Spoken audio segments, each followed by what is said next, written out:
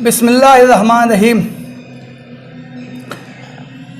Asia times के किताब शनासी के आज के प्रोग्राम में मैं जिस किताब का तारुफ़ कराना चाहता हूँ उसका नाम है इस्लाम में मस्जिद का मुकाम। ये किताब मरकज़ी मकतबा इस्लामी पब्लिशर्स से शाये हुई है। मुस्लिम समाज में आजकल मस्जिदों का इस्तेमाल सिर्फ़ पंज वक्ता और जुमा की नमाज़ों के लिए किया जाता है।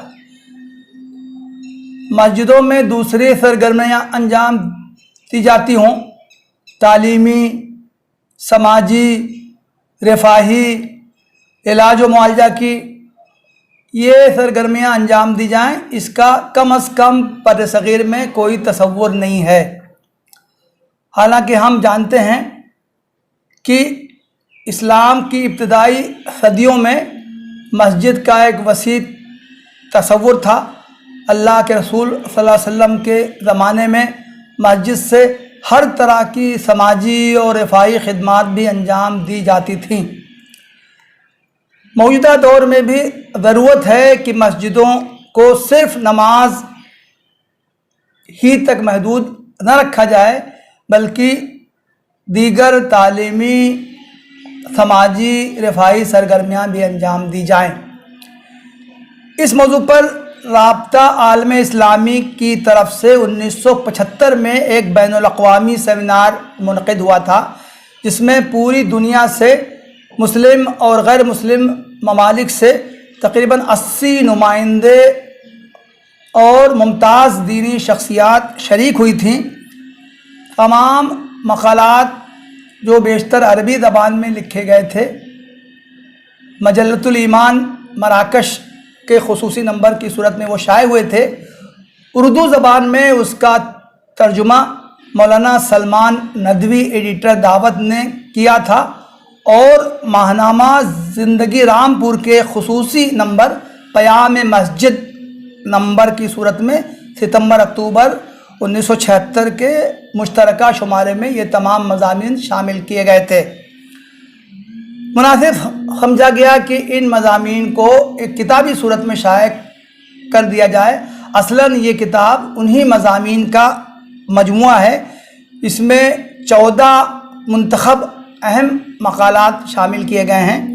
आलिम अरब के मशहूर अहले कलम डॉक्टर मोहम्मद अज़्ज़हबी, मुस्तफ़ा अज़्ज़रक़ा, शेख मोहम्मद अल मजज़ूब, ये हज़रात आलम अरब में मुमताज़ मुक़ाम के हामिल हैं।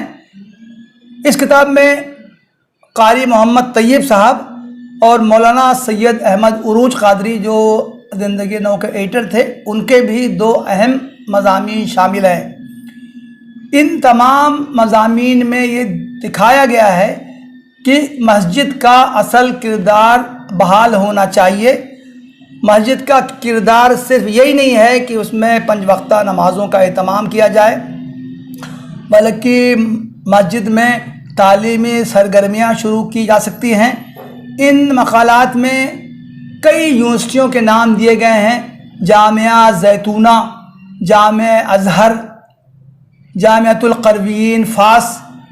ये सारी अहम यूनिवर्सिटियाँ हैं, ये असलन मस्जिद ही में कायम की गई थी। मस्जिद के तहत बाकायदा तालीमी इदारे कायम किए गए थे। उसी तरह मुतअद्दिद मसाजिद हैं इस्लामी तारीख़ की, जिसमें कि इलाज व मुआलजा की सहूलियात फ़राहम की जाती थी। बड़े बड़े हॉस्पिटल्स उनसे अटैच थे। और इसी तरह मस्जिद में कायम करदा इन इदारों में दीनी तालीम के साथ साथ असरी तालीम का भी इंतज़ाम किया जाता था। तो गया कि इस किताब में इस बात पर ज़ोर दिया गया है कि मौजूदा दौर में भी मसाजिद का वसी किरदार सामने आना चाहिए।